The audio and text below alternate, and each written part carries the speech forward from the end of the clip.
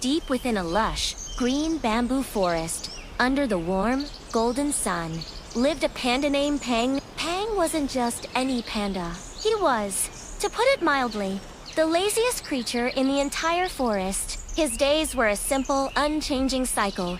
Eat, sleep, and repeat. He'd munch on a few stalks of bamboo, find the softest patch of moss, and then drift off into a deep slumber, dreaming of, well, more bamboo, and even softer moss. One bright morning, as Pang was just about to doze off after his breakfast, a tiny buzzing sound tickled his ear.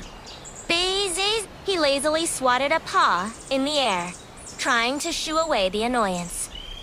But the buzzing persisted. He slowly opened one eye and saw a tiny, furry creature hovering right in front of his nose. It was a bee, small and striped in yellow and black, with wings beating so fast they were just a blur. "Good morning," chirped the bee cheerfully.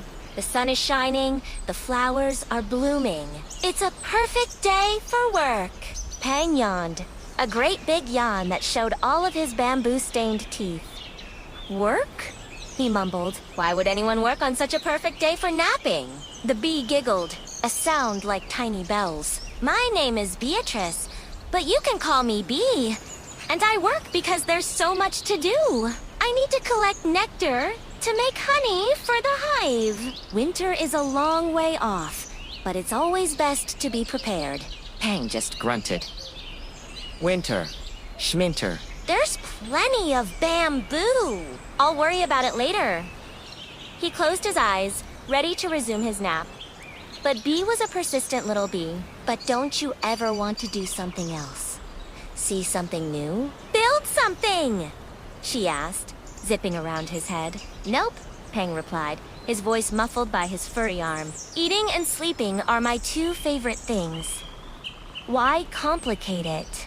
And with that, he fell fast asleep, his soft snores joining the gentle rustle of bamboo leaves. Bee just shook her little head and flew off, her tiny body a whirlwind of activity. She visited a field of vibrant wildflowers, dipping into each one, her legs becoming dusted with golden pollen. She flew back and forth, from flower to hive, a tiny, dedicated worker, fulfilling her purpose. The days turned into weeks, and the weeks into a month. Every morning, Bee would visit Pang.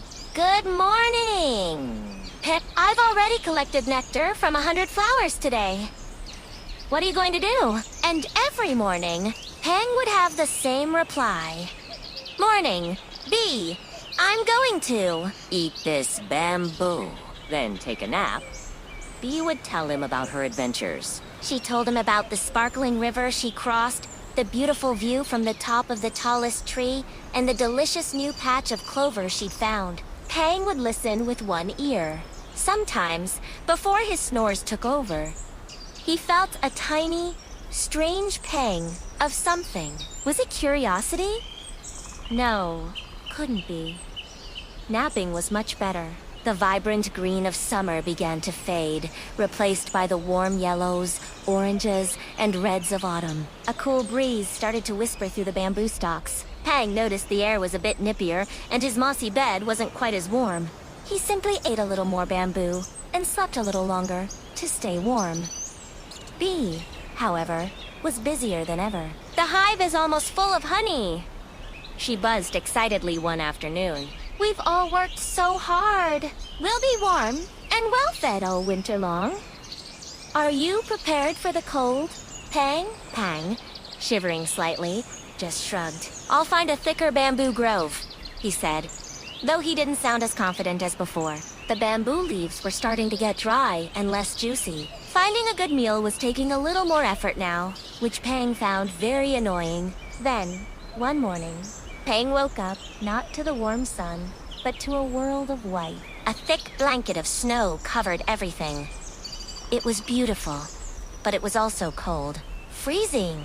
In fact, he shivered, his fur not feeling thick enough. He looked around for bamboo, but all the stalks were covered in snow and ice. He tried to bite into one, but it was hard and frozen, and hurt his teeth. Panic began to creep into his lazy heart. He was hungry, and he was cold. For the first time, Pang had to work. He trudged through the deep snow, his paws sinking with every step. He dug and scraped, trying to find edible shoots, but it was exhausting. The forest, once his comfortable home, now felt harsh and unforgiving. He thought of Bee, snug in her warm hive, with all the honey she could eat. He finally understood what she had been trying to tell him. Days passed, and Pang grew thinner and weaker. He was always cold and always hungry. One afternoon, huddled miserably under a snowy ledge, he heard a faint buzzing sound. He looked up and saw a familiar, tiny shape. It was Bee. "Pang," she cried, her voice full of concern. "You look terrible!" Pang could only hang his head in shame. "You were right, Bee," he whispered, his voice hoarse. "I was lazy. I thought the good times would last forever. Now, I have nothing." Bee's tiny bee heart felt a surge of pity for the great big panda. "It's not too late to learn," she said gently. She then flew off and returned a moment later with a few of her sister bees. They were carrying a small leaf, heavy with a drop of golden, glistening honey. "Here," Bee said, offering it to him. "It's not much, but it will give you some energy." Pang gratefully licked the honey. It was the sweetest, most wonderful thing he had ever tasted. The energy surged through him, warming him from the inside out. It wasn't just food. It was a taste of hard work, of foresight, of community. "Thank you, Bee," Pang said, his eyes welling up. "Thank you so much. I promise I will change my ways." The winter was long and difficult, but with a little bit of energy from Bee's gift, Pang found the strength to dig for frozen roots and huddle in sheltered caves. He survived. When spring finally arrived, melting the snow and bringing the world back to life, Pang was a different panda. The first thing he did wasn't to eat and then nap. He got up and started to work. He helped clear fallen branches from the pathways. He found the best bamboo shoots and stored some in a dry cave he had found, just in case. When Bee came to visit him, she found him not sleeping, but actively weaving branches together to create a stronger shelter. "Pang!" She buzzed happily. "You're working!" Pang smiled, a genuine, energetic smile. "I am Bee. And you know what? It feels good? It feels much better than napping all day." He had learned a valuable lesson. He learned that while rest is important, there is deep satisfaction and security in hard work. Laziness offers temporary comfort, but diligence builds a future. From that day on, Pang the panda was no longer lazy. He became known as Pang the helpful panda. Always busy, always prepared, and always grateful to the tiny bee who taught him that hard work doesn't just help you survive. It makes life so much sweeter. Thank you so much for watching our story today. We hope you enjoyed the tale of Pang and Bee. If you liked this video, don't forget to give it a thumbs up. Subscribe to our channel and hit that notification bell so you won't miss our next story. See you next time!